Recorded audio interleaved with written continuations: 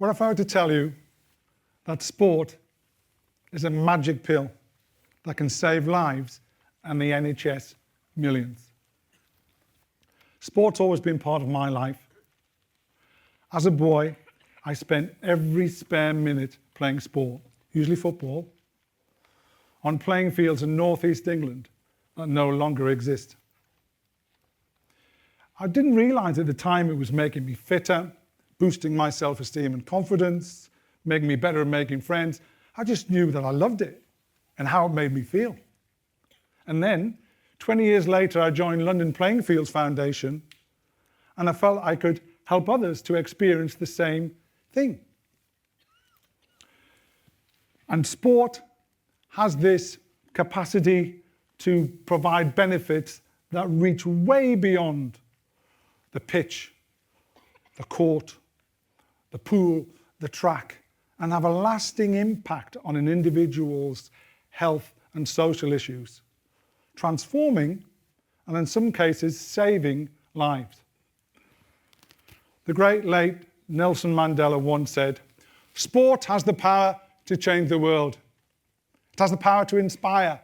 Sport has the power to unite like nothing else does. It speaks to youth in a language they understand. It creates hope where once there was only despair." And I too had personal experience of transforming life through sport, through a project we launched in 2001, designed to help recently arrived refugee communities to assimilate into London life. I was driving past Finsbury Park one evening and I saw groups of different men playing football, using jumpers for goalposts. I found out later that they were mainly refugees escaping civil war from Somalia, Sudan, Congo, Kosovo. They couldn't speak English, but they understood the language of football, and I thought, wouldn't it be great if they could play on a proper pitch with proper goals and corner flags and a proper ref, and maybe, just maybe, become a affiliated football club in their own right and provide a hub for a constructive activity within their own neighbourhoods. We called our project the All Nations Football Programme, and in collaboration with the Refugee Council and the Football Association, it became a resounding success, and we cascaded it around the country. At its heart, the project was around social inclusion and empowerment, but the catalyst was football. But refugees aren't the only disadvantaged and marginalised groups whose lives can be transformed through sport. Every day in the UK, 16 people will take their own lives. That's 3 while we're here today. And suicide is the commonest cause of death for 20 to 49-year-old men. And it's not just the suicide statistics that are alarming. Mental illness costs the nation £105 billion per year. 23% of the disease burden is mental health, yet it only gets 13% of the NHS budget. Mental illness is indiscriminate. It will affect 1 in 4 of us. That's 125 people here today. And then there's the stigma that goes with it. Bob at the office will be really proud that he's recovered from his triple heart bypass operation. Colleagues come up to him, shake his hand, "Well done, Bob." But imagine Bob mentioning that he was a recovering schizophrenic and watch them recoil and shuffle off really quickly. When we investigated further, we found that community mental health services were stretched to the limit, and specifically, there was a really low percentage of black men who were engaging with the health professionals. In fact, black and ethnic minority men are 6.5 times more likely to be hospitalised due to poor mental health than the rest of the population, but they have the poorest outcomes and are least likely to engage with the health professionals. So what we wanted to do was to provide something new that, in addition to the medication, could help them recover and live more independently. And what we had to offer was part of a holistic solution. And what we had to offer was the power of sport. The power of sport to transform and enrich lives. So in 2005, we started a new project that would provide a service with a difference. We called our project Coping Through Football. Individuals referred to us have the most serious mental health conditions.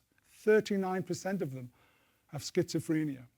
And what we wanted to do was to help them restore those things that the illness had taken away from them, like physical health, which is exacerbated by medication that makes them listless and ravenously hungry.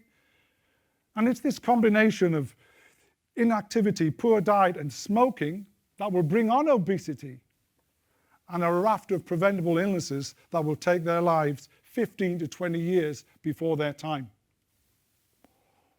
What we needed to do was to help these people. What we needed to do was to provide something that was different. And it's this motivation to help people to be more physically active for the 200 or so men and women who are admitted to our project each year, which is one of the key achievements of Coping Through Football. Can you visualize what having an environment which is like Cheers, but without the beer, where everyone knows your name, and it's not like something off One Flew Over the Cuckoo's Nest, but instead is in a lovely community facility where no one overtly mentions mental health, but is delighted to see you. Can you imagine what that does for your self-esteem and confidence and your ability to break free from the isolation and make new friends? Because at its heart, coaching is essentially a relationship strategy where the best relationships are built on mutual trust and feeling safe. So why should health be any different? Having gained the trust of the participants, our project coordinator, who is a clinician, and the peer support worker work beyond the football in trying to influence poor eating habits and a reliance on cigarettes, alcohol, and street drugs. And then on an individual basis, they have discussions about attending a course, volunteering, finding a job. And in the first 3 years of our project, 44% of our participants went on to education, employment, or training. So we're now delivering the project in 4 North East London boroughs, and in 2014, we extended the project to reach 13 to 17-year-olds. The partnership between London Playing Fields Foundation and the NHS, in the shape of NELF, and the football club, in the form of Leyton Orient Trust, widens our capacity. It increases it and allows us to have wider networks and skill sets. And you know what we've learned? It's amazing how much can be achieved when people don't mind who takes the credit. So, in the early days, we met Jason.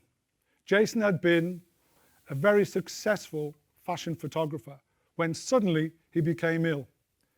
He spent day after day in bed, trapped in his own self-imposed prison. Despite trying lots of therapies, he had reached rock bottom. He had written his suicide note, when, as a last resort, he was referred to Coping Through Football. At first, he was skeptical. But after that first session, he went home feeling calmer and more relaxed than he'd done for years. And over the coming weeks and months, he got fitter, made new friends, and all his old confidence came back. He took and passed his FA coaching badges, which was a phenomenal feat for someone so anxious. And a year later, he became the lead mental health officer at Arsenal Football Club, doing a brilliant job helping others like him to recover. So what's next? Well, from the outset, what we wanted to do was to add value to and transform community mental health services and provide a service with a difference, where something magical happens. But in order to make that happen, we had to have the underpinning evidence. And UCL have just finished a 2-year piece of research which makes Coping Through Football the most evaluated football and mental health project in the world. So having produced this tried and tested evidence-led model of best practice, Why shouldn't other trusts follow suit and adopt the coupling through football model? Can a caring society stand by and allow these people who've got their whole life ahead of them to contemplate ending it all without being innovative and considering the power of sport as a therapy? And I'm telling you, sport is a magic pill. And you know, every single life that's saved and transformed is worth it.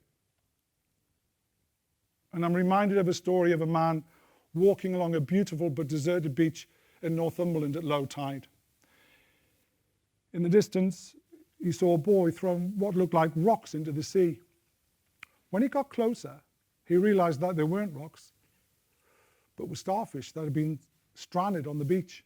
And the boy was throwing them back in the waves in an attempt to save them.